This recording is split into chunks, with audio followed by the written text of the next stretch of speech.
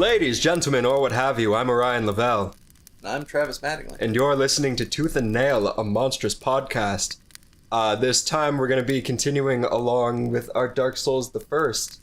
As I recall, we finished off with the Gaping Dragon down in the depths before, and this time we're going to continue onwards. I swear to God.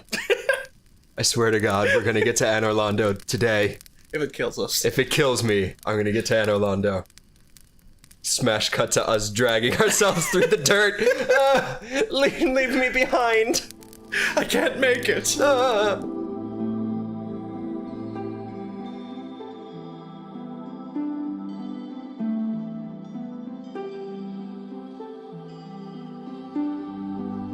So, critical path, the way I typically do it is, at this point now, we go on to Blighttown, the next area. But we're gonna do the weird way. So, like, the problem is that Dark Souls is structured kind of weirdy, right? It's like circles on circles on circles on top of each other. Yeah. And so there are certain, like, little edge case areas that we would never talk about or just don't fit comfortably in any one critical path. So we're gonna do a quick detour. We're gonna talk about the Valley of Drakes, which is Blighttown adjacent, and then we're gonna go talk about Blighttown proper. There are two ways into Blighttown. One of them is after the Gaping Dragon, but that's the way no one likes because it sucks. Yes. The actual way everyone likes is through the Valley of the Drakes, which is from a shortcut from much earlier. Yeah. It only works if you have yourself a Master Key, which is a starting gift you can get, or you can get the Master Key alternatively by doing something. Somebody sells it. Dominal of Xena, who, believe it or not, is an actual person in Dark Souls. I really thought you pulled that out of somewhere else. No, his name is like Domnall of Xena. Is that the man with the funny armor? Yeah, he has like the demon, it has like goat horns and spectacles, and he sells the Master Key. Really neither here nor there. Let's talk ourselves about the two enemies that can be found in the Valley of the Drakes. Step one. Number one, Drakes. Drakes, yeah.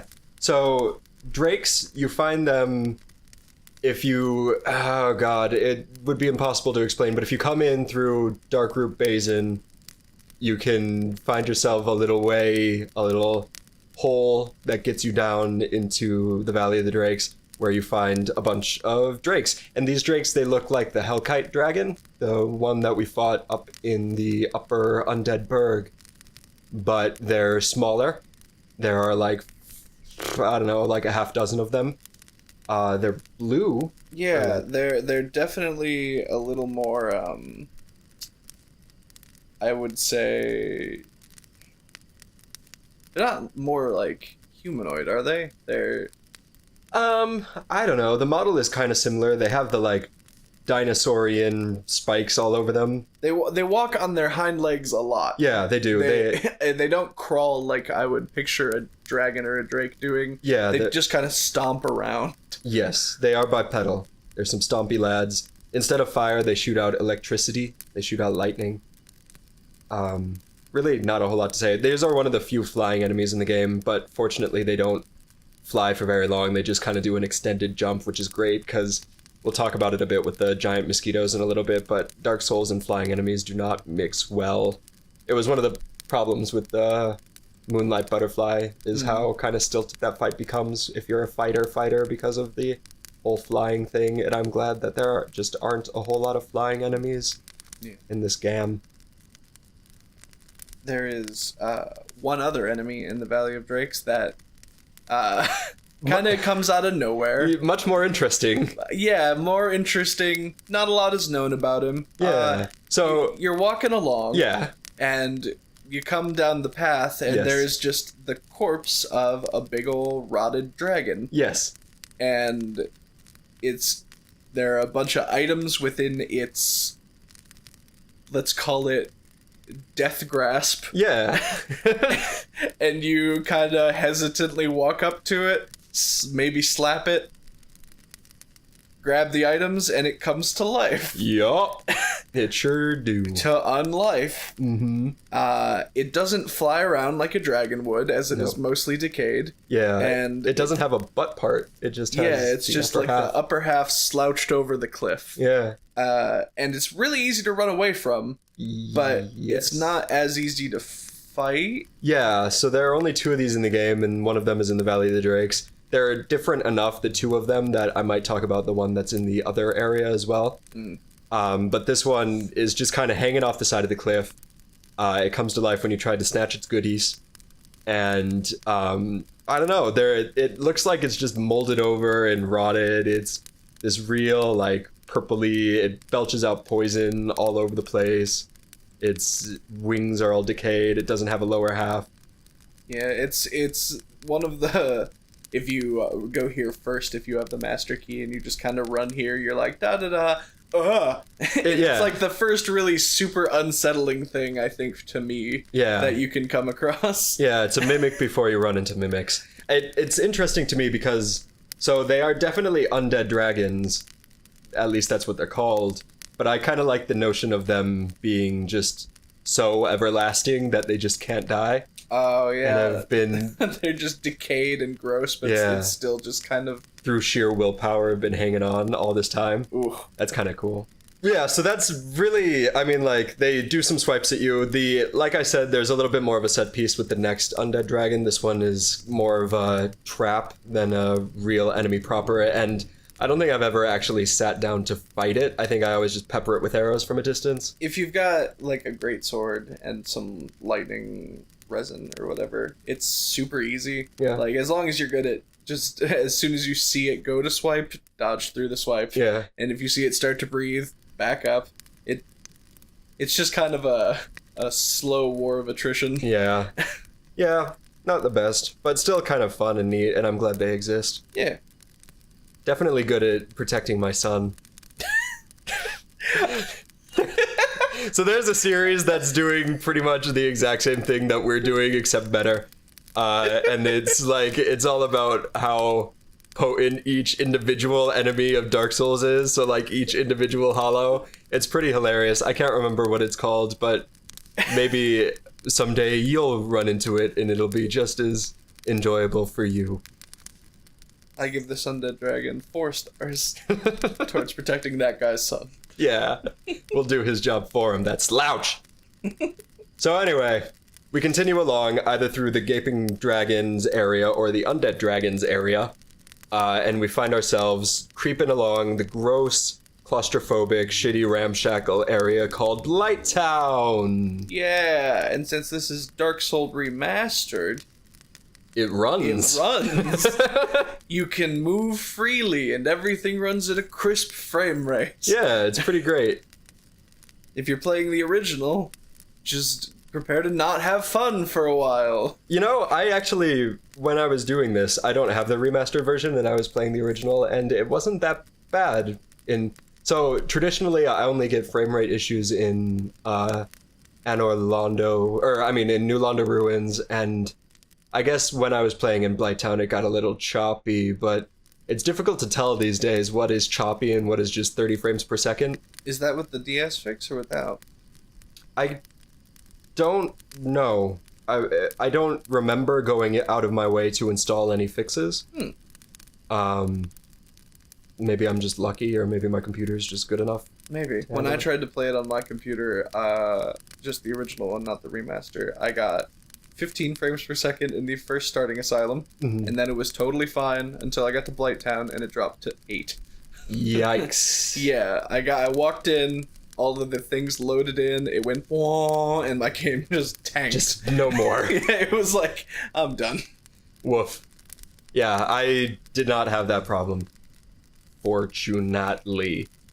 Well, double fortunately, the remaster, just in case, totally takes care of it. Yeah, the remaster's cool. I've been thinking about maybe getting the remaster for Switch, because I have one, but then I gotta get a Nintendo thing to play it with other people, like to play online. I gotta get a membership.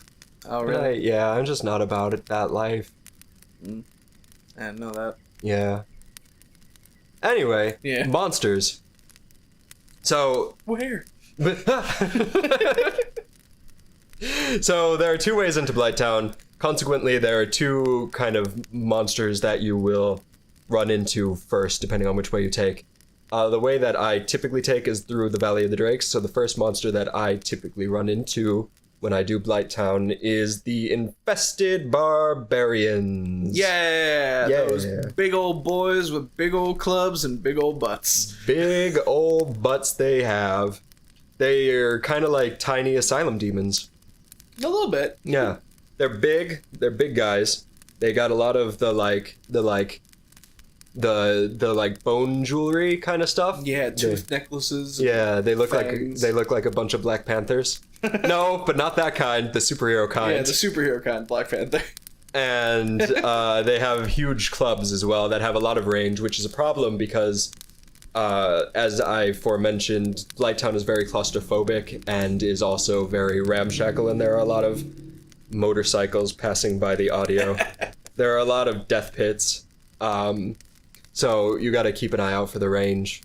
Yeah, they're really slow wind up. Yeah. But once they start to attack, they get really fast. Yeah, and their heads, they kind of look like the Christopher Nolan Scarecrow to me a little bit. I've never looked at their faces up close. It's weird. They have like kind of melty face. They're like, roar. Ew, that's horrifying. Yeah. I just looked. Yeah, well, their clubs and their asses take up so much of the limelight. You don't really get a lot of face action with these guys. They chase you for ages, by the way. Oh, yeah. At least, and you can use that to your advantage. These guys are like, I don't know, the Black Knights of the Blighttown area. And they'll just kind of keep going on and on. Fortunately, you can bait them off of the sides of cliffs and stuff, and that's pretty good. They come in two flavors. Oh, firstly, they drop poop. Oh, yeah. Their butts drop a lot of poop. I wanted to mention that, yes. They... if you come here a little early, they're kind of hard to kill fast. Yeah. And then when you finally do, you're like, I got an item. Maybe it's their club. And you pick it up. And it's poop. Yeah, these are some poopy boys. That's pretty funny. Finally, at long last, my foe is laid low. Oh, well. Huh. Huh. Dark Souls is a good game. Yeah. So there are two kinds. There are the club ones, and there are the boulder ones that you run into later on. And the boulder ones just chuck an infinite supply of boulders at you. Yeah, you would think they'd be terraforming the earth with how big and plentiful these boulders are. Yeah. But Yeah. They just find them. I never killed them. I always run past them because they're in kind of a place that's shitty to stay and fight anything. They're in a big poison swamp. So I always run past them, and I never knew that they drop pickaxes. Oh, I didn't know that either, because I do the same thing. I just go. Yeah, the pickaxe is an item, like an actual weapon that you can use. And I just never knew about it because I don't fight these guys, and these are the only enemy in the game that drop them. Yeah, because they suck to fight. Yeah. They're just the worst. Yeah, well, they have range on you in a place that is not only hard. These poison swamp, it poisons you over time and is also really hard to move in. So there's like no reason to ever want to fight anything that has range on you, which these things do. Pretty rough. Yeah, not a fan. Not a fan. But those are the barbarians. The other way in through the Gaping Dragon area, if you go in through the other way, the way through the depths, the first enemy you'll be most likely to run into is actually, there's one undead barbarian, there's one infested barbarian, and then you run into a horde of ghouls. Ah, yes. Yeah, there are ghouls, which they only appear in this side of the map. You won't ever run into one if you come in through the other way. Which would explain why I was not well versed in them when I suddenly found myself surrounded. Yeah. So we're going back to some ghoul talk. They also known as infested ghouls, which gives me the question. I actually think I have a theory on this, but there are infested barbarians and infested ghouls, and they never really explain what either are infested by. But I have a theory that we'll get to in a second. Is that theory poop? They're just infested with the turds. It's a real shit zone down here. No, it's a different thing. Oh, okay. It's a better thing. Oh, okay. These ghouls, they look like big old golems. They look like full-sized, like if Gollum is the fun-sized kind, these guys are full-sized golems. Oh, yeah. And it's hard for me to say, but I think they might have wieners. Yeah, I know what you mean. It's ambiguous. It's ambiguous. I thought like, oh, maybe it's like a belt flap thing. Yeah. But it's really... It does look very peeny. It's kind of peeny, yeah. Yeah. I don't know. Which would be a bold design choice. Well, the ghouls in Dark Souls 2, they have those distended like stomach things that look straight like scrotums. Oh, yeah. Oh. So they're just like, for whatever reason, From Software consider ghouls to be... They were like, this was too ambiguously penisy. Let's just go crazy with it and make it even more ambiguous just by sheer size. Ugh. So those are ghouls. No, they come in 3 kinds. They come in sword, they come in spear, and then they come in other ghoul kind, where they just hit you with another ghoul. Yeah, it says in the list it says blunt object. Yeah. It's just another ghoul, basically. They beat a motherfucker with another motherfucker. There are just like a lot of them is really their big deal. They're not too terribly difficult to fight one-on-one, but the thing is that there are swarms of them, and it is also difficult to know where each one is coming from. Yeah. Because the way that the level's built, it's rickety structures on top. Rickety what? It's just rickety structures stacked on top of each other, so you just, in the dark, hear them scratching about, and they come down from who knows where. Yeah, meanwhile, you're desperately searching for whether you're supposed to be going up or down, finding ladders, dropping off of things. You're like, it's dark. Yeah, so it's a big problem. These guys, they have a nasty hug. These guys have a nasty hug too? They have a nasty hug. They splay their like arms out, they're like, rah, and then they jump on you. Hate nasty hugs. Yeah. Yup. There's not a single nasty hug in this game that is not a nasty hug. Yeah, they're aptly named, if I do say so myself. But these aren't the biggest problem in Blighttown, at least if you go in through that direction. If you go in through that direction, you will notice, so there are 2 kinds of poison. There's regular poison, and then there's toxic. And as you stroll through the decrepit streets of Blighttown, you may notice that eventually your toxic meter will go way the fuck up for no reason. That would be because there are these blow dart snipers that hang out in the dark way the hell away that you can't really see, and they just shoot flecks of dart at you, tipped with probably poop, judging by what is the primary export of Blighttown. Yeah. They're like turrets. They're pretty much like turrets. They don't move. They just kind of hang out in the dark. They dress up. You probably won't get close enough to get a decent look at them.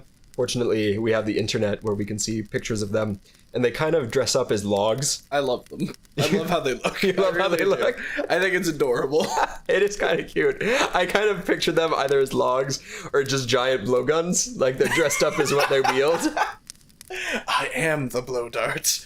Like they saw, I don't know, a knight or something, and they were like, why is this guy dressed as a sword? Oh. And so it was, they were inspired. I love them just because of, like, they cut eye holes out of this log, but they've got 2 separate logs, sort of. Yeah. A big chest log and a head log. Yeah. And I just love it's like a bucket, almost. I don't know, there's something really cute about cutting a face into a log. Yeah, they're good boys, except they're awful. Yeah, except I hate them and they're terrible. Yeah, they make life hell. So they're like the dog that, is really cute after it shits on the floor. They don't respawn. So fortunately, if you can snipe them or chuck some knives at them, which I did once, I just killed it with a throwing knife, and that was fun. Oh, nice. Yeah. There are a couple that if you're suicidal enough, you can do the running jump off a ledge and do a fall attack, and you can catch one and it'll kill it. So if you're just like, they don't respawn, I'll take it with me. Yeah. You just... Perfect for a suicide run. Yeah. It's worth it. It is. Okay, so those are the blow dart snipers. Next up, amidst the ghouls you'll find, and also amidst the blow dart snipers in another part of the level, you'll find these dogs. They got dogs in the swamp. Oh, they sure do. But they ain't no regular dogs. No, sir. These are flaming attack dogs. There are only a couple of bunches of them in the level. They're dogs that also breathe fire on you. They do dog pyromancy. God, I was so shocked. Yeah. I had forgotten all about them until replaying, and I was like, I forgot dogs in the sewer. And suddenly, just the three of them in the one room breathe fire all at once, and Well, the trick is they're red. That's how you know. Of course. That's how you know they breathe fire, because they're red. I forgot. This was a typical JRPG. I should have been paying attention. Yeah. So they breathe fire on you, which is a problem in the same way that the clubs are a problem, because the area is super treacherous, and often you fight them either in treacherous areas with lots of cliffs or in closed areas where you can't get away very easily. So it makes life a little bit difficult when they breathe fire on you. Otherwise, don't let them breathe fire on you. Well, yeah, that, and they only ever are in packs. Yeah. And like every dog, while in a pack, their bite can just stun lock you. Yeah, and then they're still as fast. Yeah, so there's two can stun lock you, and the other just breathes fire on you, and then that's it. Yeah, that's the end. It doesn't matter what level you are. That's just it. Yeah, so you're best to come correct with a dragon type. What is it? Dragon Crest Shield, which has fire resistance, which you get from pilfering the undead dragon. Oh, yeah, there you go. There you go. So like, Dark Souls, I firmly maintain Dark Souls tries to help you. You can find a shield in this level that helps you with poison, and you can get the Dragon Crest shield right before you walk into there with the flaming dogs. So I think it's nicer than it gets credit for. I think that once you explore enough, because I think at its core, Dark Souls is like an exploring game. Once you explore enough, you can manage things a lot easier than otherwise. Whoa, what? Travis just gave me a look. I'm scared. No, full disclosure, I'm looking through the enemy list for Blighttown just to see, like, it's rough. To refresh myself. And I have totally forgotten Parasitic Wallhugger. Oh man, let's get to Parasitic Wallhugger.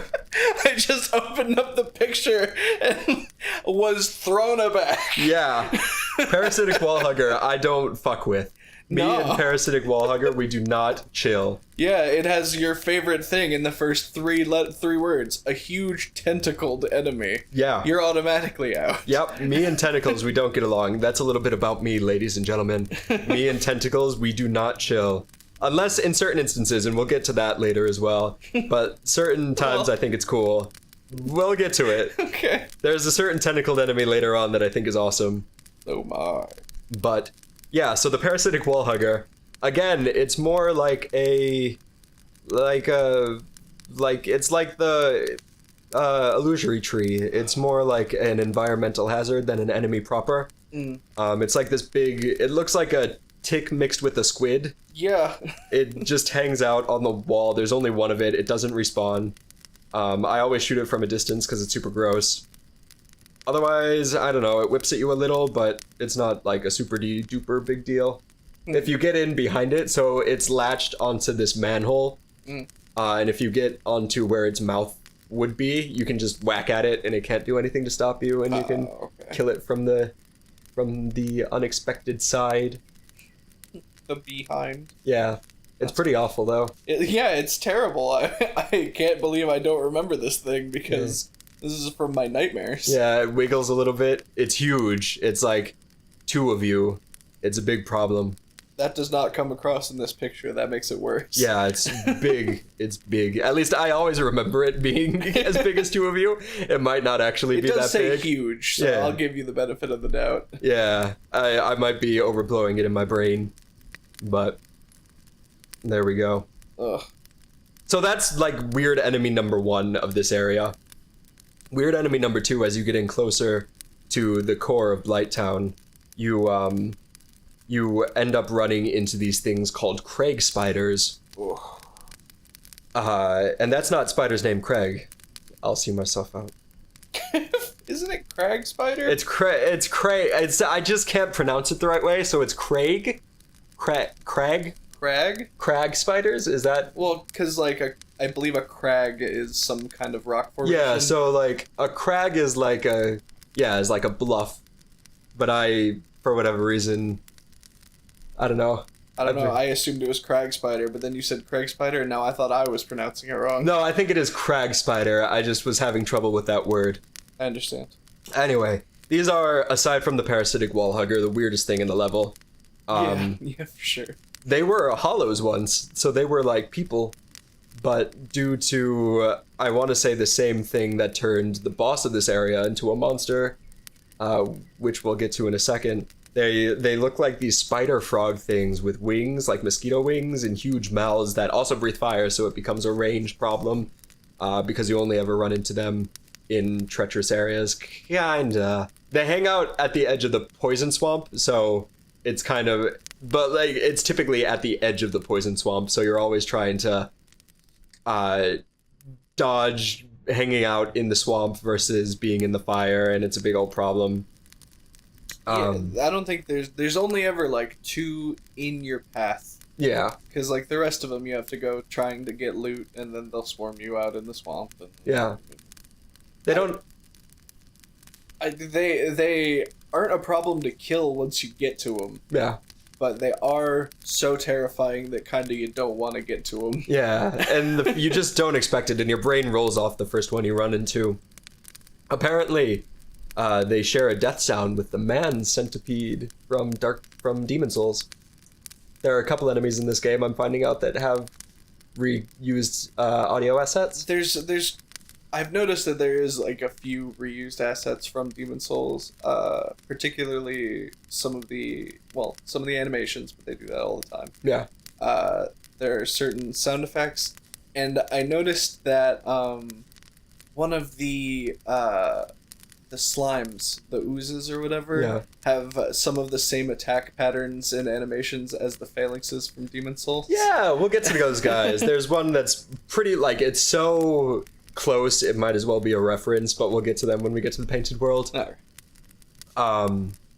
Yeah, so the only way you can tell these guys were once people is that their legs terminate in hands. I hate the hands. They have so long creepy fingers. Otherwise they're like unidentifiably monsters. It's so bizarre, and they've got like rib cages sticking out of the bottom, sorta. Yeah, like they look sort of like little tentacle hairs at first, but they're just a rib cage. Yeah, and then the top half sorta to me looks like it's been ripped in half. Yeah, like their whole body split. Yeah, and then grew extra appendages. Yeah, ugh, I hate it. Something like that. They're definitely monstrous. They're definitely problems. Fortunately, I find that there are certain enemies in this game that are so mangled, you can't really tell what they look like, so they never really bothered me, because my brain just can't process how they are. That's fair. Apparently their tails shoot fire as well, which I never knew. I might have seen it before, but I don't know what I don't remember that. It's never happened to me. Yeah. So yeah, it's more fire problem. And compared to these, the other enemies in this area are just like... Yeah, it's like an RPG enemy. Yeah. Giant mosquitoes. Yeah, so while you're fighting crag spiders that are monstrous and horrifying, you got giant mosquitoes, which are pretty much what the name suggests, you know? Yeah. They're mosquitoes, they're giant, they have a ball on the end for extra blood. The only thing marvelous...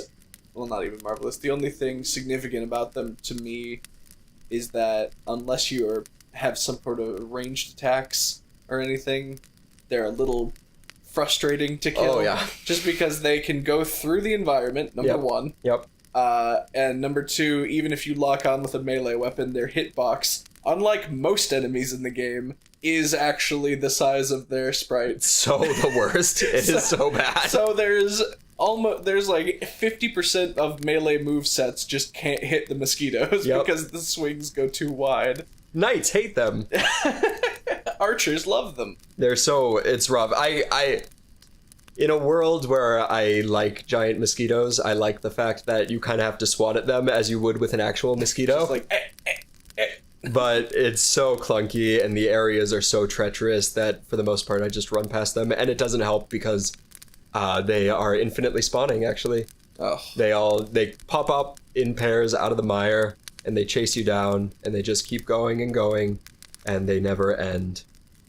Yeah. Me and Dark Souls and flying enemies, we don't form a beautiful love triangle. It's like a triangle of hatred.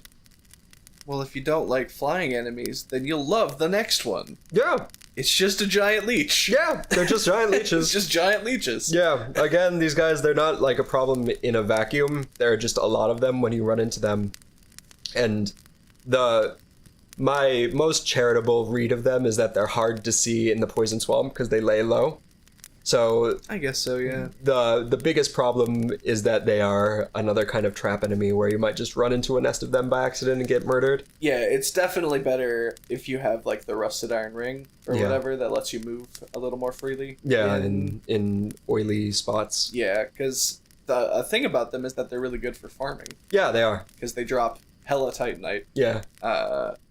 Of many levels. I'm pretty sure I did that. Like, I think I figured that out on my own in my first playthrough, and it was the only reason I ever came back to Blighttown. Yeah. Because otherwise I stayed away from this place like the plague, which it is. Yeah, plagued. Yeah, plagued. Yeah. But yeah, they're not super interesting. No. I don't even remember them being a threat. No. Plus, they kind of are just giant detached tentacles, which grosses me out a little bit. Yeah, that's true. I've never actually gotten got by a real leech in the real life. Have you? No. That's good. I don't go where they are, so that would be I am an indoor kid. Yeah, please, let's go to the park. I can imagine it being horrifying, these like gelatinous things attached to my skin. And like the thing that gets me and the thing that will always like disgust me the most about them is the idea of a leech attaching itself and then you pulling it and it takes your skin, like stretches you out with it, because you're part of it. But cannot, will not. It's a parasitic manhugger. Great, wonderful. Speaking of parasites, as you get down into the center of Blighttown, there's this little non-area, I'm pretty much just considering it part of Blighttown, called Quellig's Domain, which is the road up to the boss of this level. And along the way, you'll find these sad dudes. Tell me, Travis, why are they sad? You know,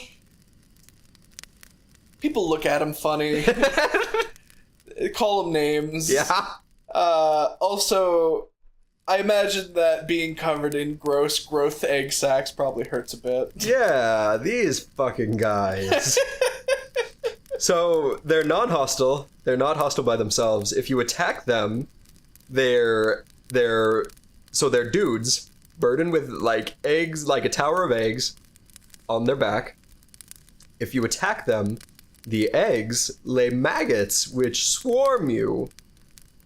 It's pretty gross. So I consider that. So yeah, sure, that is pretty gross, but it's not the grossest thing they do. Yeah. So the maggots are gross. They swarm you. It's gross because maggots, like leeches, are just attached tentacles. The grossest thing they do, also the most interesting thing they do, is the reason why I think the ghouls and the barbarians are considered infested. They stroll up to you, they give you a nasty hug that infects you with a egg of their own. They have the egg parasites goes inside of you. Yeah. And it's this like slow burn thing where after a couple of minutes of in-game time, your character will just scratch their head. It's very specific, the amount of time, apparently. Yeah. It's 5 minutes and 20 seconds. 5 minutes which is a weird amount of time. It's enough to like make you forget that it happened. Yeah. So you scratch your head, and then an egg will just appear over your skull, and it'll start stealing your souls. And it changes your kick animation. It changes your kick animation such that when you try to kick, you just spurt out a maggot. Ugh. At least I believe that's what happens. That might have been a horrible nightmare. But yeah, it's one of the weirdest things that can happen, and one of the most unexplained, just out of the way things that can happen in this game. I think it's kind of awesome that it can happen. You were right, that is what happens. It replaces it with a larval biting attack. Yup. Buh. Yeah. So, aside from the maggots, these guys, they're slow, they claw at you, they can't really do much.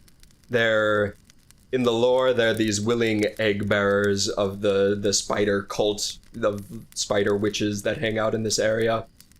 The weirdest thing to me is that people still want to fuck the boss despite this being their fate. Right?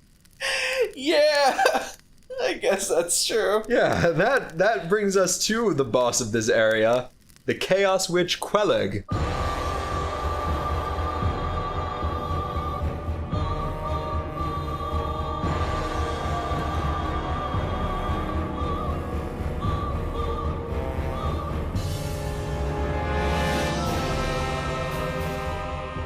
Yep. There's a lot going on here. Whoa, Nelly, slow down, is the thing I put as my first note about Quelleg. So the idea is that she's been warped due to the Flame of Chaos, due to this one witch's experimentations that ended in a horrible calamity that resulted in the spawning of demons in the area next to Blighttown. So in the explosion, she fused into a shuddering spider creature. So she's like a centaur with the sexy human bit on top, but it would be like if centaurs had an entire horse on the bottom. Yeah.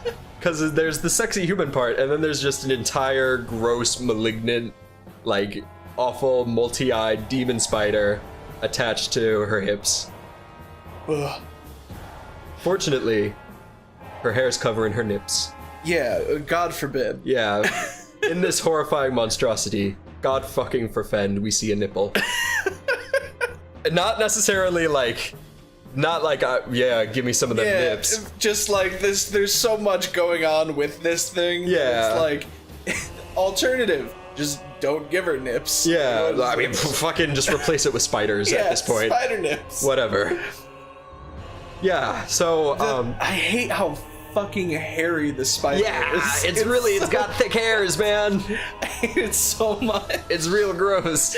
It's like this wiggling kind of mid-seizure thing. It's got a lot of teeth and a lot of eyeballs, and it's just a problem. It's got the little... its face has there's a tongue. I don't know if you've ever... It's got like a flamey tongue. Yeah. And it's got tiny little arms underneath. Yeah.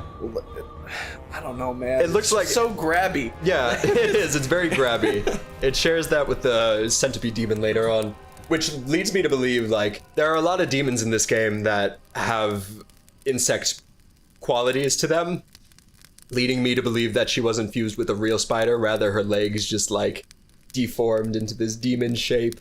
Ugh. Yeah. I think it's the same thing. I think that's the reason for the crag spiders as well, is I think they weren't, fused by plague or anything. I think they're just residual problem childs from this fire that created Quelleg. It's all this goddamn chaos magic. Yeah, too much chaos magic hanging around.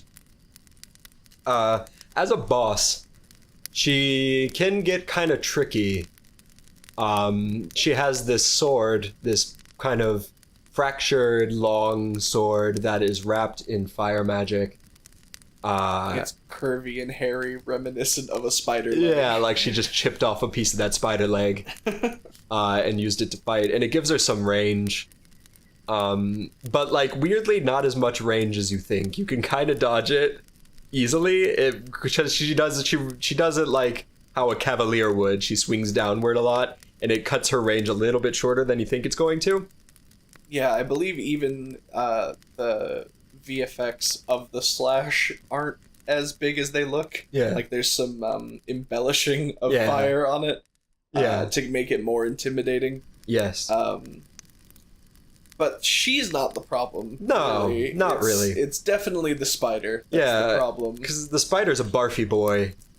And the barfy boy leaves pools of lava, fire, area denial. Yeah. Just... Yeah, this is a boss. So the entire level has been teaching you how to evade fire in a place that is treacherous.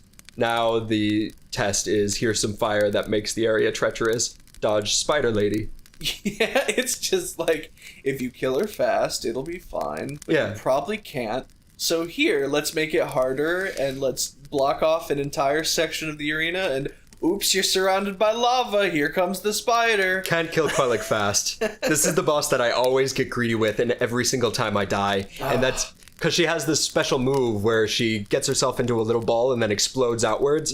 And that is like a one-hit kill all of the time to me. And it always gets me because the animation is just light enough that I'm like, is she doing the thing? Because I can only see her legs. Boom, there I go. That's the thing where it always blocks me into one part of the arena with the lava, and then she gets right in the center and starts to charge the blast, and I'm like, well, I guess I'll just die. Yeah. Yeah. It's a mess. I kind of wish you could... I think this with a lot of Dark Souls bosses, but when they're charging up their attack, I kind of wish you could stagger them out of it. Yeah. Like, if you did enough damage quick enough, you could, like, stagger them out of charging their attack. Yeah, like in Bloodborne, how you can stagger them by hitting them limbs. Yeah. But people think she's sexy because of the lady part. Yeah, you know, what people think. Yeah. There's a... I'm gonna admit, I do fall into a camp of online people where it's like a thing you have to live by where you say all centaurs are hot. Even if you don't believe it, you have to say all centaurs are hot. But she's like... I'm willing to break that rule because she's a demon. Again, centaurs don't have whole horses under them.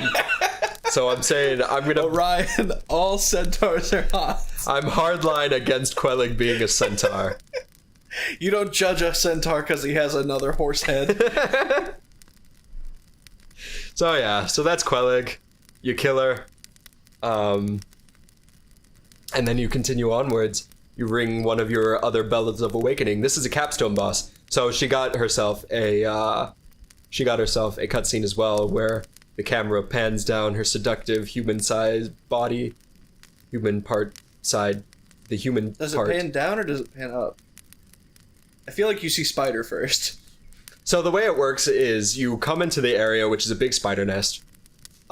She comes around a corner and you see the spider part first, and then you get a close-up of like her mouth down, revealing her hair covering parts, and it pans either down or just out a little bit as she smiles with her success. Leading you to believe at first it's like, oh, a lady and a spider. Hey. Oh. Nope, just all demon. All demon. I wonder if there's some sort of like succubus lineage coming down here.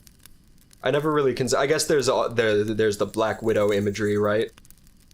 But aside from that, I can't really see any history for No, I don't spider think so. lady demons, except It might be a Japanese thing. I think so, because I think I can't remember any of the additional information, but I think there is like a Japanese spider lady demon.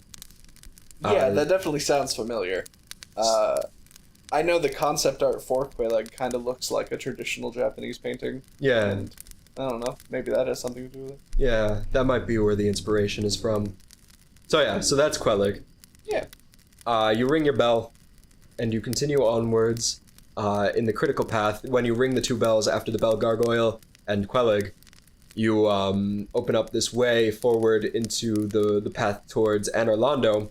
But in order to get to Anor Londo, you have to go to Sen's Fortress.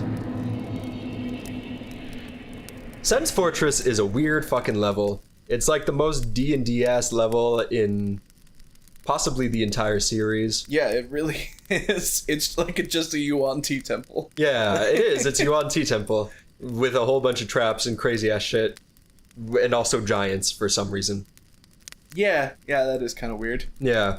So the very first thing that you deal with in Sen's Fortress is a trap, but this is not trap and nail, this is tooth and nail, goddammit. So the very first monster you run into in Sen's Fortress is called the Serpent Soldier / the Man Serpent, depending on who you ask. And these are just like shirtless loincloth snake men that you don't really... they just kind of are. They're just the snake men of Sen's Fortress.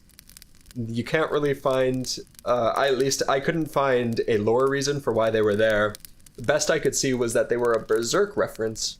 Yeah, I was gonna say, there's a lot of that in Dark Souls 1, where it's like, here's this finely crafted lore about all of the bosses, and all of the enemies are just like, snake guy. Yeah. It's a snake guy, there's a dragon. Serpent.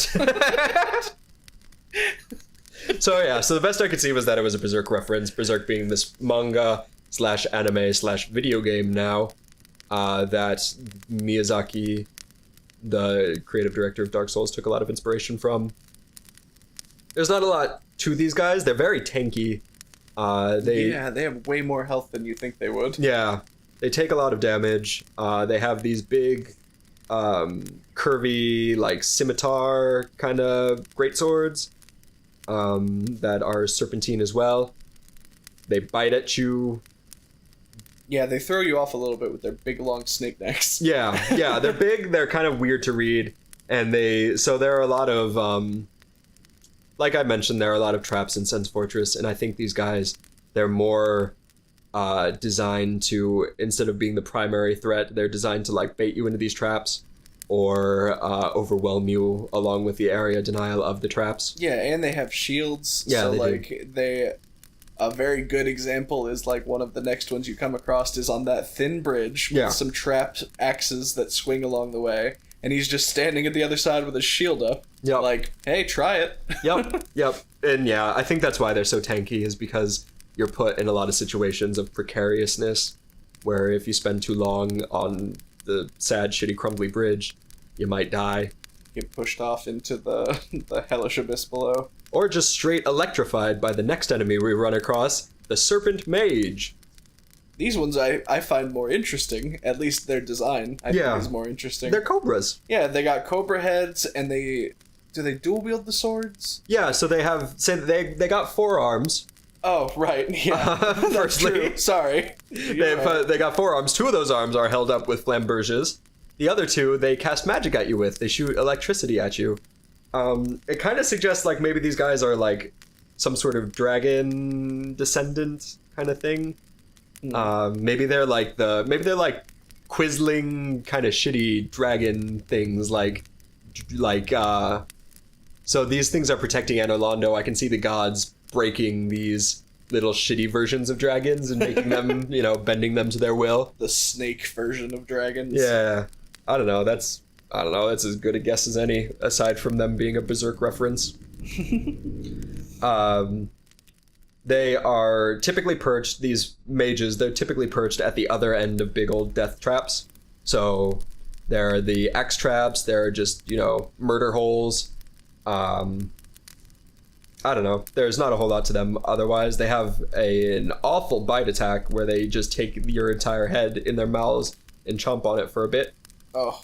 And they can lash out with the swords as well. So that's Serpent Mages. That brings us over to Mimics! Yay! And Mimics are my favorite enemy in this game. It's the first one you run into is in Sense Fortress. They're Mimics, man. Fucking Mimics are in Dark Souls. So I feel like it's weird almost to like explain what a Mimic is, because they're so ubiquitous. But a mimic is a monster disguised as a thing. Typically a treasure chest, but not always. There are always treasure chests in Dark Souls 1, but in other things you could have like door mimics or, I don't know, all sorts of crazy mimics. It's house awesome. That's a mimic. House mimics. There you get house mimics in Final Fantasy VII. It's a wild time, but we're not talking about Final Fantasy VII right now. We're talking about Dark Souls the first. We're talking about big fake chests. We talk about big fake chests. And so, you might be...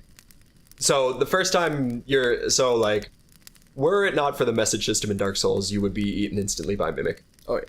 If you're paying attention to the message system that are like, fake trap ahead, you know not to even bother with it.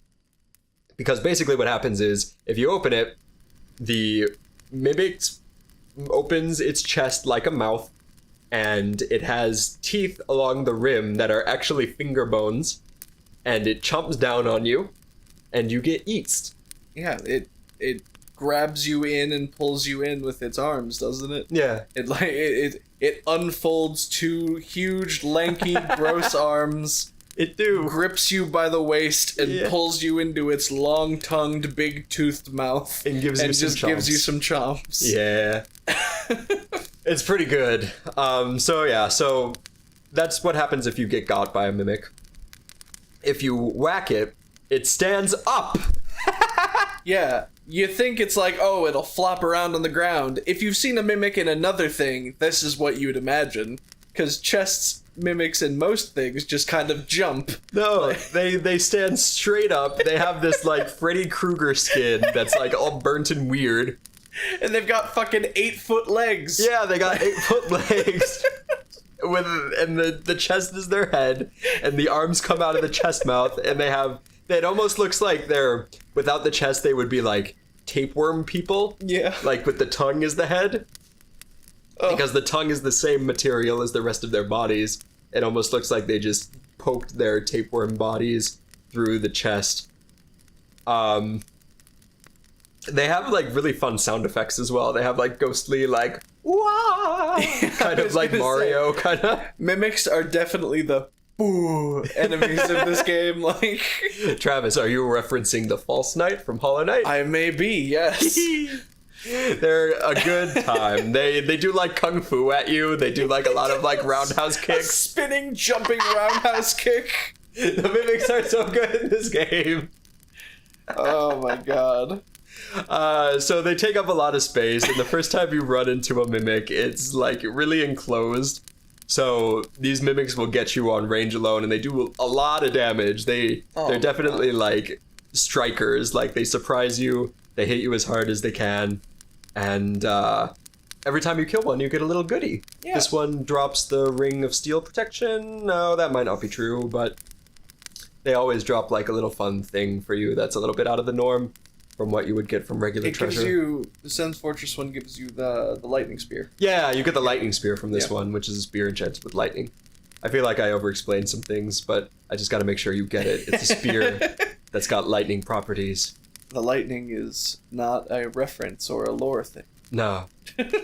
So yeah, it's good. Mimics, because this is such a D&D level, it makes perfect sense that they would put the most D&D monster in this game there.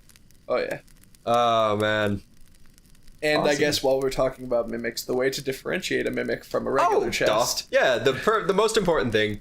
So the subtle way you can choose that nobody ever picks is that mimics are slightly paler. The wood of their chest is slightly paler than a regular chest. The easy way to tell is that every chest has a chain attached to it. If the chain is curled in, there's treasure within. It's a regular chest. If the chain is curled out, you better watch out because it's a mimic. And it's going to eat your head. See, I like it. I like that a lot. But without seeing it, I tried to picture in my head, like, curled in. But curled in could have been either direction. Yeah. But once you see it, you get it. Yeah, once you see it, you get it. Because the one that's turns outward is more straight, I guess. Yeah. Anyway, that's mimics. I love them. Yeah, mimics are great. I'm sure we'll talk about mimics as a whole in other mediums. I'm excited for that D&D episode. Some other episode. That'll be fun. So you continue along Sen's Fortress, and there are Boulder Knights and Prowling Demons there, which we've talked about in the past, Titanite Demons. The Boulder Knights continue their tradition of being in strip claustrophobic areas, so like in fencing strips, which make them the most effective. And the Prowling Demons you find are just hanging out in the tar pits at the bottom of the level. Oh, yeah. So that makes them a little bit more dangerous because you can't move quite as easily. They do introduce a Boulder Knight with a crossbow, but at this point you fought so many undead with crossbows that you just kind of get it. Yeah, Boulder Knight with a crossbow. He makes your life difficult in this open area, but it's not a huge big deal. What is a huge big deal are giants, which hang out in Sen's Fortress. They got giants, Travis.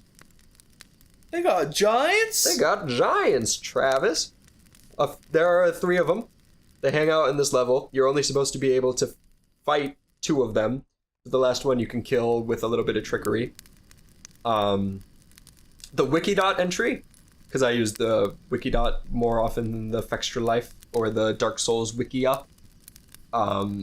They describe them as colossi, and they definitely have like a Shadow of the Colossus vibe to them. Yeah, I can see that for sure.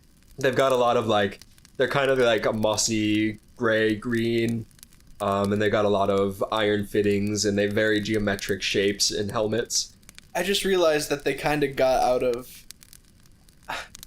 We were talking about giants before in one of the other episodes where giants in Dark Souls 2 mean a very different thing as in Dark Souls 1. They kind of get out of it with this because they have the helmets covering their faces. Yeah, they so fix you it. can't see. Yeah. It's like, is there a hole in there? Yeah. Yeah. So there are two like species of giants in the Dark Souls world, and one of them are, well, maybe there's one, who knows, maybe they all have holes for faces, but we'll get to that whenever we talk about Dark Souls 2. We sort of already talked about it because the giant skeletons in the graveyard. Yeah. They have human skulls, but giants in Dark Souls 2 and in almost every other Dark Souls occasion have holes for faces. They don't have human skulls. Well, I forget what they're like in Dark Souls 3. Well, there's Yorm the Giant, and he has a whole face. Does he? Well, it's like covered with a thing, but I think the impression is that he has a whole face, but maybe I'm wrong. I don't know. We'll get to that. Giants are so ambiguous. They are. It could mean many things. There are. There's some mysterious fuckers, those giants. But what about King Vendrick? He's a giant, but he has a face. Man, he was a man, though. Well, he was a man, but now he's a giant. I got questions. Yeah. I got a lot of Dark Souls questions. Yes. They do you a lot of slams whenever you get to fighting them face to face. They take up lots of space. So they're just very daunting, fighting something several times your size. Yeah. They're very slow, though, and there's a little trick to them where they have this wind-up slam attack where they throw a little fit on the ground, and then they need to recuperate for a bit. So that is when you go in with your sword and stab at them. There's one in particular that throws firebombs at you all day long, and it becomes a problem because as you run up the level, it will throw firebombs at you, and then if you go and fight the boss, it'll throw firebombs at you as you fight the boss. Oh, God. And that is horrifying. That's a problem. Yeah. So you're best to go out and kill that one early at the very least. There's the other giant is secret. You run into it by a little hidden passage down in the tar pits where you find the prowling demon. And then the third one you can make a weird jump at. It's like setting boulders as part of a boulder trap, because this is the most D&D ass level. So yeah, those are giants. Sure are. I forget, moving right past this, the next enemy you would come across is the Heavy Knight, right? So we already talked about Heavy Knights. Yeah, but the Heavy Knight is guarding is it guarding like a bridge? I'm having trouble picturing this in my head because it's been a little while. So there's a Heavy Knight. I think he's standing near some upgrade material or something, but most importantly, he's blocking the path forward through this bridge up into another tower where you can fight a character by the name of Ricard, Undead Prince Ricard. Of the rapier variety. Yeah, and he's like another NPC. He's gone hollow and mad, and he attacks you. But he's carrying this rapier that does a lot of really quick hits. I don't know, not much to say about him as a monster. Yeah, he's basically just an NPC fight, but his rapier is really cool. Yeah, it is really cool. You can enchant it with bleed or poison, and it's super useful because the rapier does a lot of quick stabs. So it builds up bleed and poison really quickly on the enemy. Pretty good. This is... I was reading through his entry, and there's a thing at the bottom for bugs when fighting him, and I only bring it up because it happened to me once. Mm-hmm. There's a spot where if you try to backstab him, when the animation ends, there's a very large window for it, but when the animation for the backstab ends, you step back, and the game thinks you're falling all of a sudden. Yikes. And no matter where you are in this like big area, the animation starts you falling. You just kind of like freeze, and then you die instantly. Oh, rough. It happened to me twice when fighting him, and I was like, I'll do it without backstabbing him, I guess. Ugh. I don't know if they ever fixed it. I hope and I assume. I hope so. I've been really blessed playing this game. I'm typically kind of blessed. I don't #blessed. I don't really run into bugs that often when I play video games. I can only think of a couple of ones that like broke my game, but usually I don't know, like I never ran into any of the weird horse problems in The Witcher or in Red Dead Redemption. I don't know. Dark Souls, I don't know. The glitches in Dark Souls are always weird. It's never like game-breaking glitches. It's just kind of frustrating ones. Yeah. Yeah. So, that brings us to the boss of this area, the Iron Golem. Iron Golem!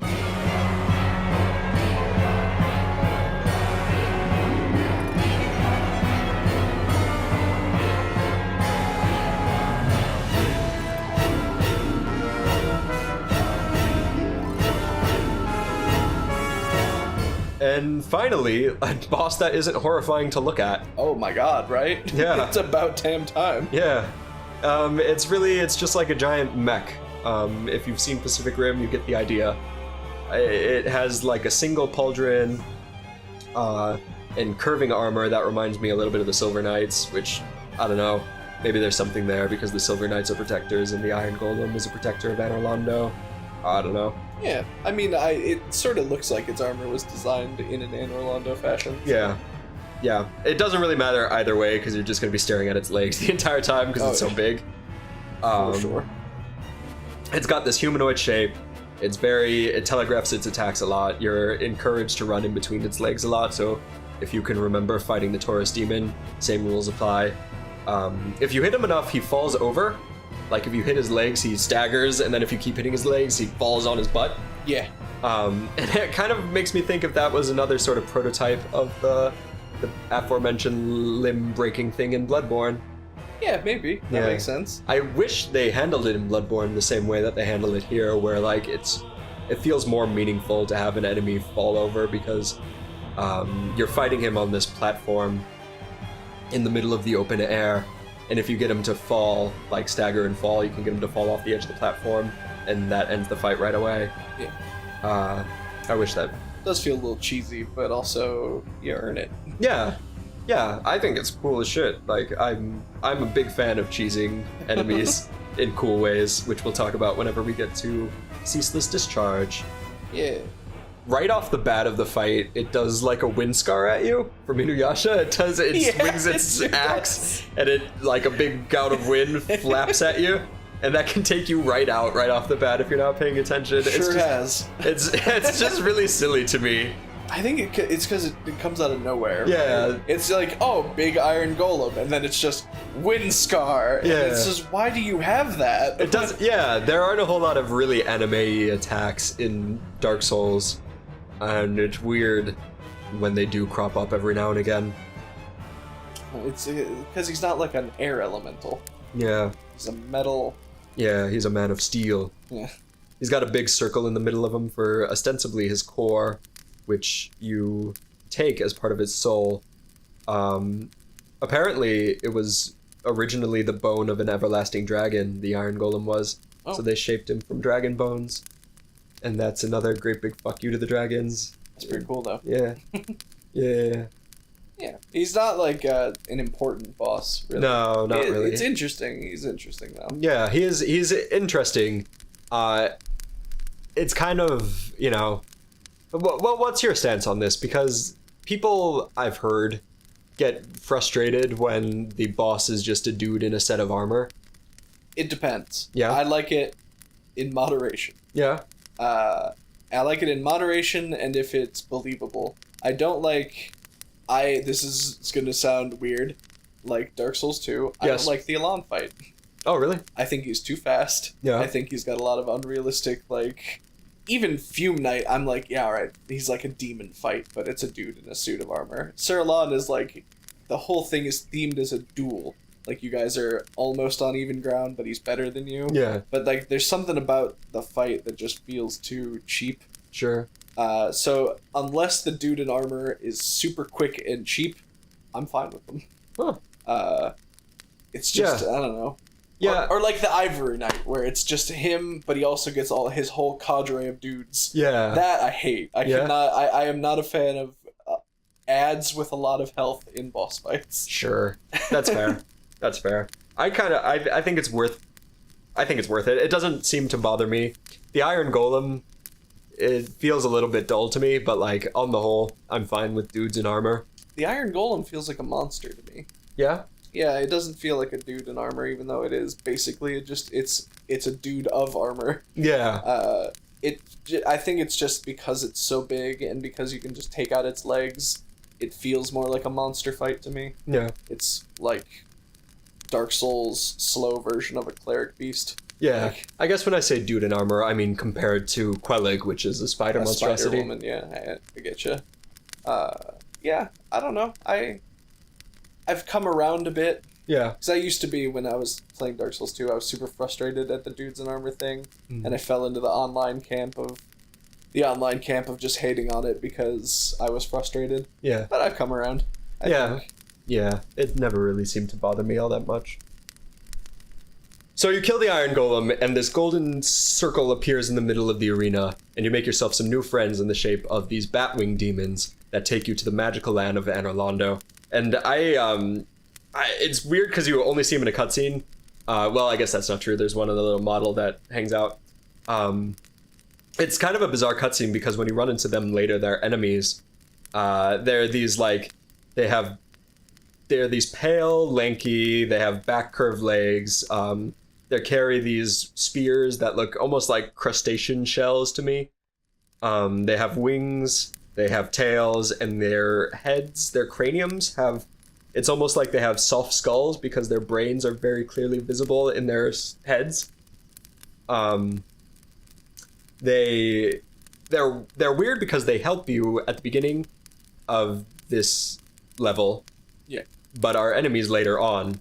The thing that helped me rationalize this is that it very explicitly says in the description of their spears that the spears were carved from the bones of fellow demons. So like maybe these guys are traitors to demon kind, and that's why they help you at the beginning, or maybe they're just mad. Taking you to their nest to kill you? Yeah, maybe. It's hard to say. Maybe they're allied to the gods or something like that. Yeah, I'm not totally sure. I think it makes just as much sense that they are traitors as they were bringing you there for you to die. Yeah. It's just ambiguous, really. Yeah. Their spears are lightning attack spears. They go through your shields if they hit you. And they can also just throw their spears at you from a distance. Funnily, when you run into them as enemies later in the level, you can just shoot them with a bow, and their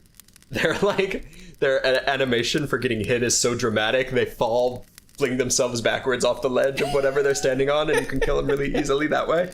That's awesome. Yeah, those are pretty fun guys. But they're not what you find as the very first enemy of the level. The thing that you find as the very first enemy of the level are these things called sentinels, which are explicitly giants. They're always referred to as giants in their whatever piece of lore they're attached to. They're these big, tall guys, humanoid. They wear armor made of brass, and the pauldrons curve upwards on them, as does they have like an almost branching, I read it as an arch tree emblem on their shields. Yeah. And it kind of makes them look similar to the buildings of the city of Anor Londo, which is this very sunny, beautiful, many-spired city of the gods kind of thing. They attack very slowly. They have a very short leash, so you can be forgiven for thinking they're statues at first. They only attack you once you come within like a couple of feet of them. At least these very first intro opening ones. Yeah, the standard ones. Yeah, so they're standard ones. They're big tanky monsters to fight with. They hit you with their shields sometimes, and when they go down with their shields is when you rush in with your sword.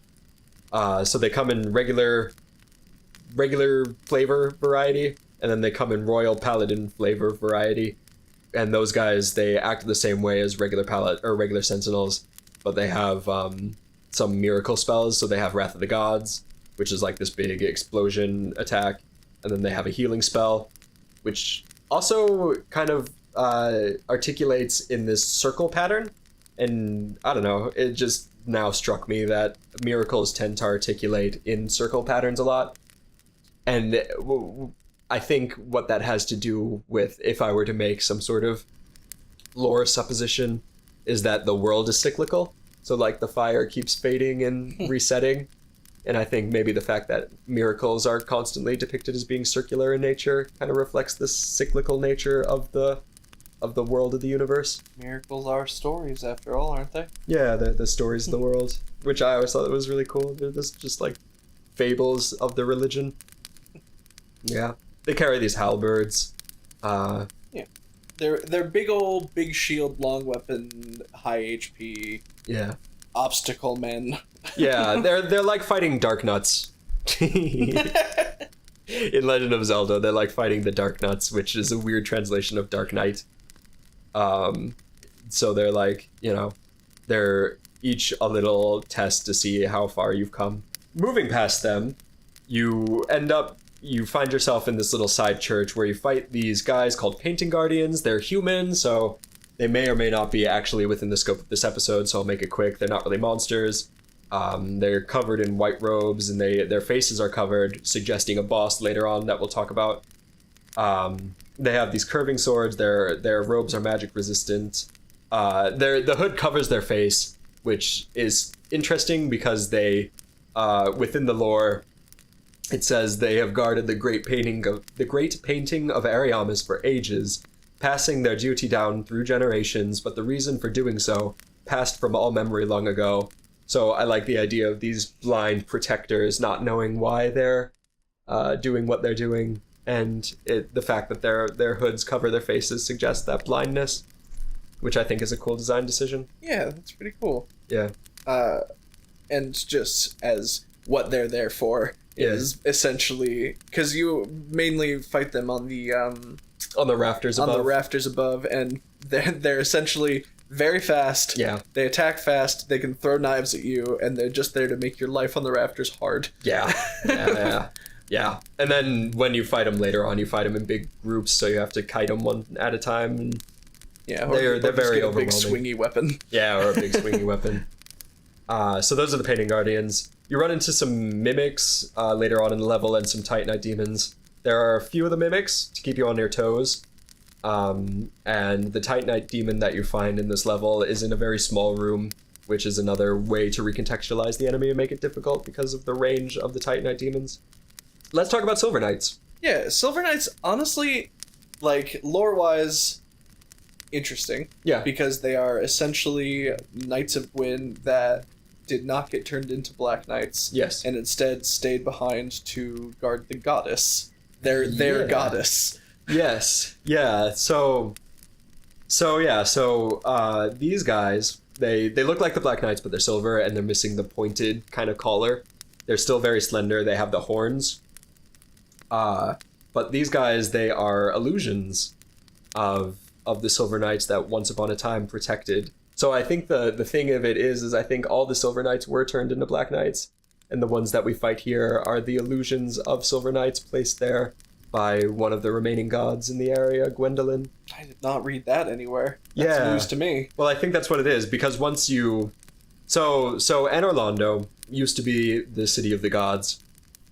Once all the gods absconded, the one remaining god left in Anor Londo, Gwendolyn, placed an illusion over the entire city to make it look like its original splendor, and that illusion is centered in this illusory depiction of the goddess Guinevere. So if you destroy the illusion of the goddess Guinevere, all of the illusory Silver Knights disappear. Huh. From the level, yeah. I do not remember that at all. Yeah, that's what I've read, at least. I'm pretty sure that's what happens. It's interesting, too, because one of their shield item description mentions the illusory goddess Guinevere, but it's the only mention of Guinevere being an illusion in the game. Huh. Interesting. Yeah. So they fight you like Black Knights. They're very fast. They do a lot of damage, but they're good for farming souls. Sure are. And that holds up throughout the series. When you run into Silver Knights in Dark Souls 3 as well, they're also good for farming souls. Oh, yeah. Yeah. Oh, yeah.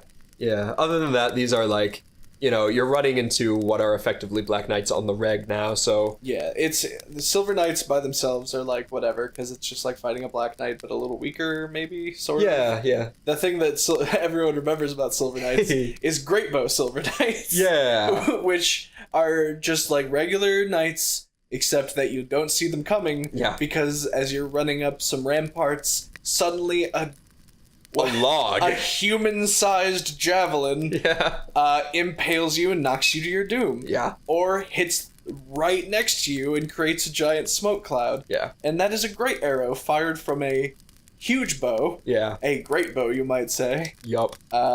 And there's not much to say because it's pretty self-explanatory. It's just run, hide, get to them, kill them before they knock you off to your death. That bridge part ends a lot of games. Yeah, it sure does. Yeah, and it's all about, placement. Placement of an enemy can change the difficulty of an encounter in a heartbeat. So a lot of the enemies we've run into before, the only remaining interesting enemy of this level are the boss. Yeah, I think so, because other than that, on the way you run across the mini version of the gargoyle. Yeah, you run into another gargoyle, which we've already talked about. Yeah, and it's on a bridge. You just kind of take care of it pretty handily because you're used to it by now. Yeah. It's only on slightly smaller terrain than when you fought the bell gargoyles, so it's not like the encounter itself changes up all that much. It's one of your only few instances in the game to try and get its equipment, though, so it's mildly notable. Yeah. But yeah, that takes us right to the boss. That takes us you right. Just kind of slip on through, fight some Silver Knights, and eventually get to the fog gate that leads you to a boss that stops people from playing Dark Souls. Pretty much. We're talking about Dragon Slayer Ornstein and Executioner Smo.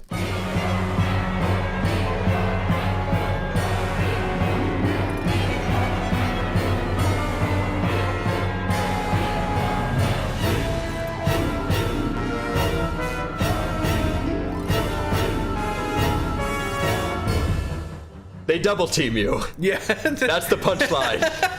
They get in and they give it to you fast and they give it to you hard. And it is a problem, and their song matches up to Space Jam, kind of. Alright, yeah, sure, yes. So Dragon Slayer Ornstein is one of the 4 Knights of Gwyn, the Lord of Cinder. There are these 4 knights that, serve Gwyn. Best of all, they're these, it's kind of a D&D party consisting of Artorias the Abyss Walker, Lord's Blade Chiron, or Siren Chiron, I can't remember how we pronounce it, and Hawkeye Go. He was a Dragon Slayer. He has this big old spear that contains the power of lightning, and when the gods fled Anor Londo, he was left behind with Smo to guard the cathedral, to guard the princess, to guard Guinevere. Smo has some of my favorite weird lore. Yeah. In that he wanted to be a knight. He wanted to be a knight of Gwyn so bad. Yeah.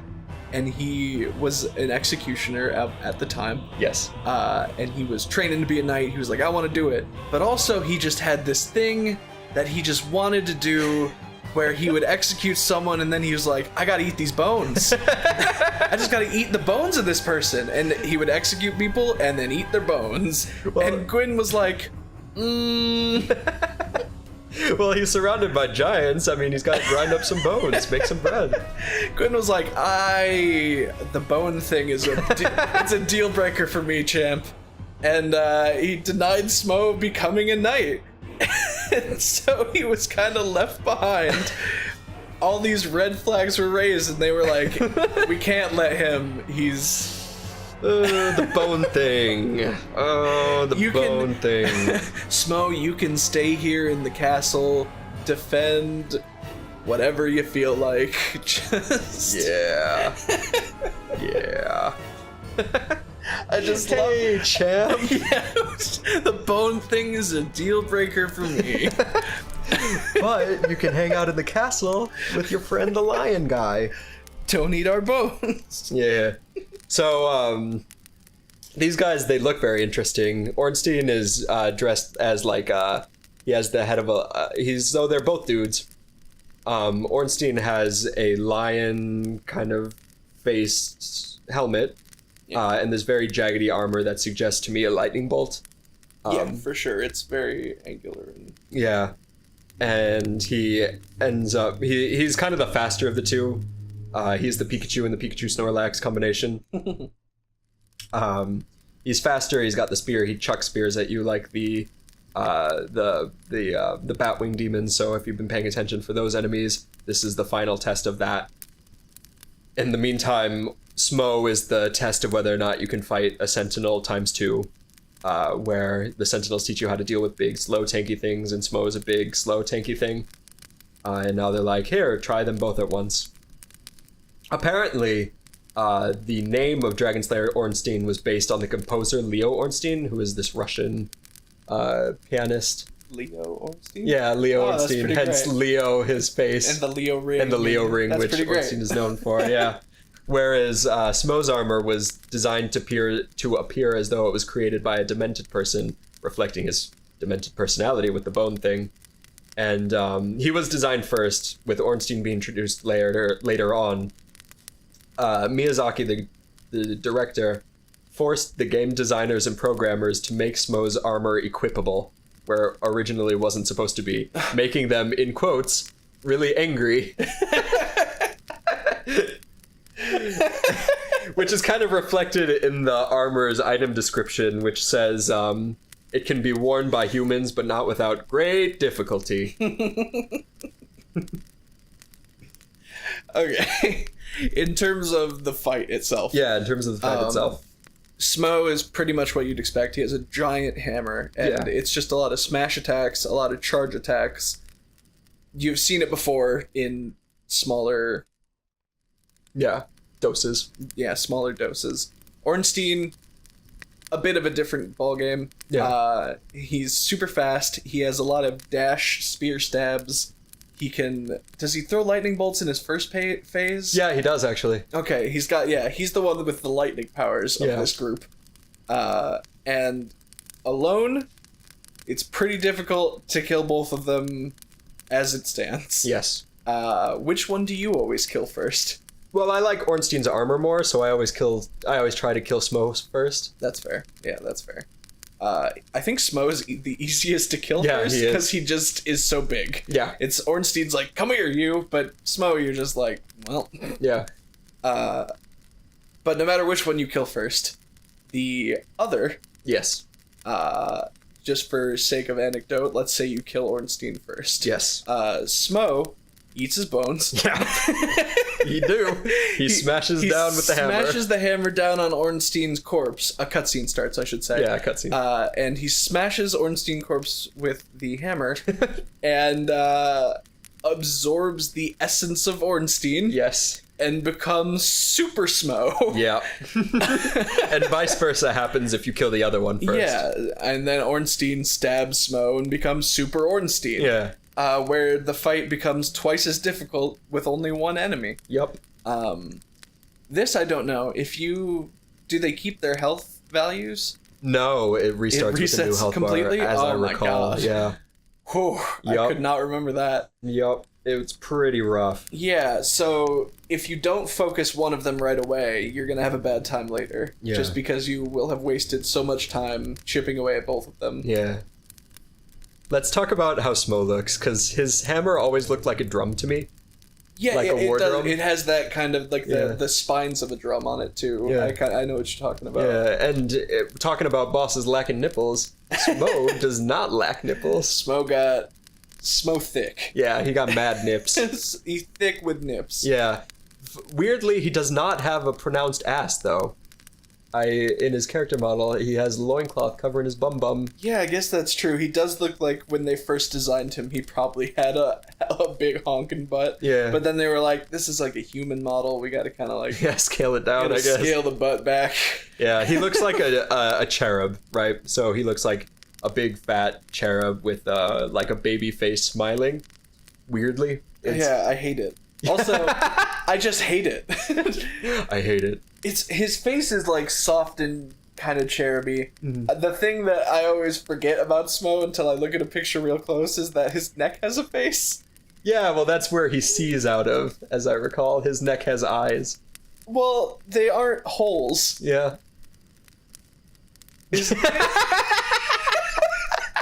It looks like a frog. Yeah, his neck has a little like squished frog like face. a frog face on his neck. What is essentially his double chin is has a little face, a frog face on it. Frog boy. It's so great. Smo is so doofy. He is very doofy. He is very doofy. You get a cutscene when you first walk into this boss fight, suggesting that it is a capstone, and you think it's just going to be Smo by himself. And then Ornstein comes in from the shadows, from the rafters, and drops in. Hey, what's up? And then all hell breaks loose. And then it's the slam. Welcome to the jam. Welcome to the jam. It's a crazy fight. I've only beaten them like a couple of times.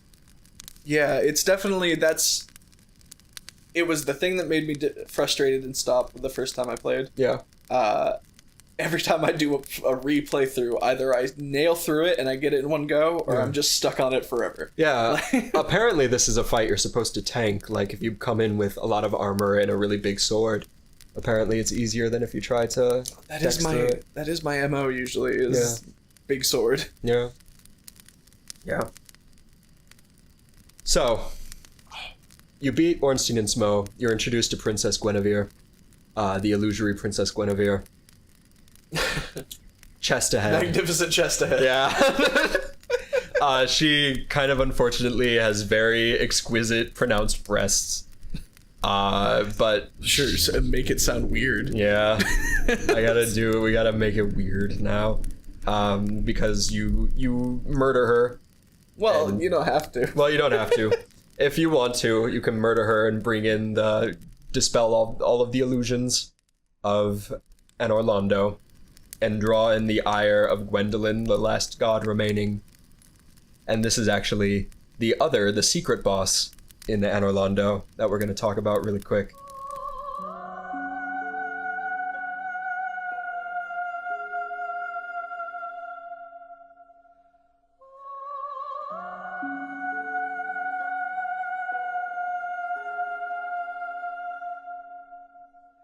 But Gwendolyn dresses vaguely like the Painting Guardians, which is interesting because they're located in the same church. So Gwendolyn wears white robes decorated with a dark sun on top of it, reflecting this there's kind of an almost Alucard Dracula. So I've been on kind of a Castlevania kick, and there's kind of a Alucard Dracula relationship between Gwendolyn and Gwyn, the father, the patron deity. This actually is the character that I was down with tentacles, because the bottom half of Gwendolyn is all tentacles exploding out of the robes of Gwendolyn. Yeah, I had forgotten about that when you said it, but now it makes sense. Yeah. So, just so we have some clarity. Yes. It seems as though Gwendolyn is just male. Yes. All pronouns through entire lore and everything is his. Yes, that's what I thought. I thought the lore was that Gwendolyn was raised as a woman, reflecting the feminine nature of the moon or something like that. Yeah, so and now is just an androgynous man. Yeah. Gwendolyn's actually voiced by a man as well, which is interesting because I think the actor really nails the androgyny of the character. Yeah. Well, now, there's something else that I've just found that I don't know if is fact, so I don't know if we will include it or not. Did you just read someone's fan fiction? No, apparently it has to do with the character model of Gwendolyn. The character model of Gwendolyn has visible breasts. Really? They're if viewed from the side or an angle. The way that the armor and character model is that it has visible chest. That's interesting. In that it was born a woman, but is a trans male. Huh. I don't know if that's totally fact, but a bunch of people were just talking about it in that thread I was on, so. Yeah.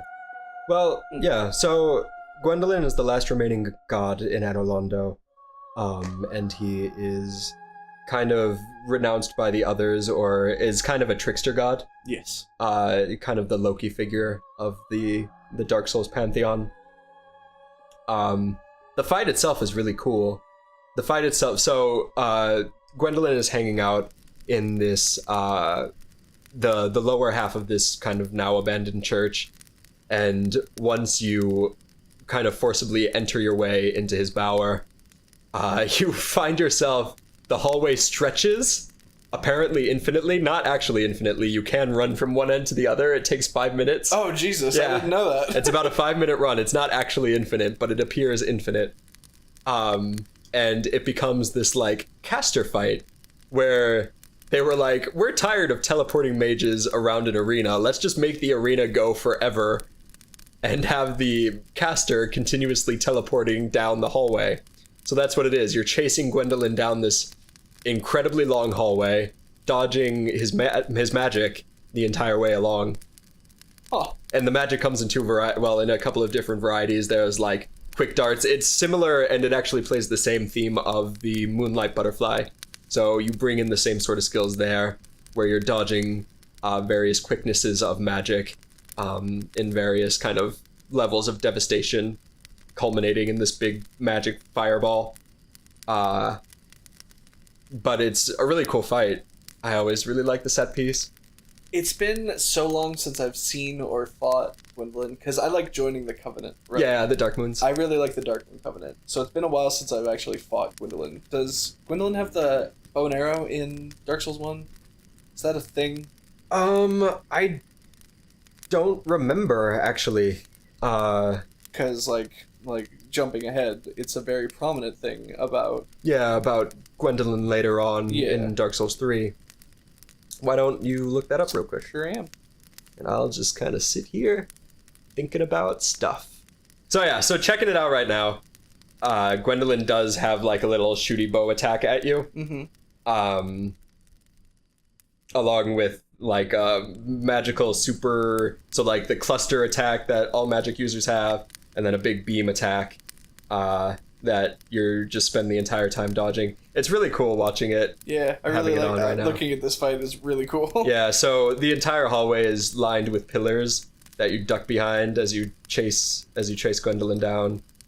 Yeah, just some clarification. I was just curious because they make it such a big thing in Dark Souls 3 that I was like, how big of a thing was it in Dark Souls 1? Yeah.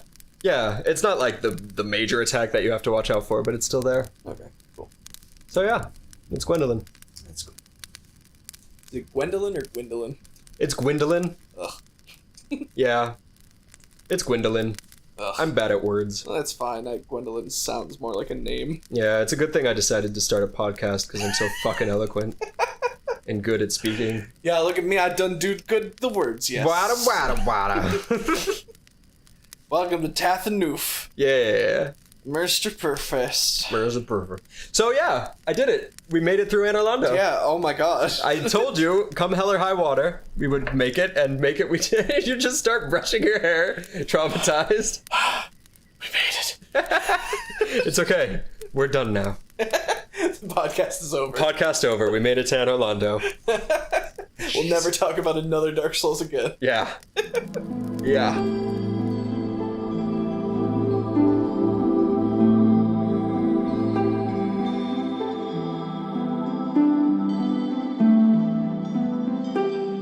So, thank you so much for enduring this entire excursion up to Anor Londo. We still have more Dark Souls to cover, quite a bit actually. Yeah. But it's nice to just sit and enjoy the success that we have right now.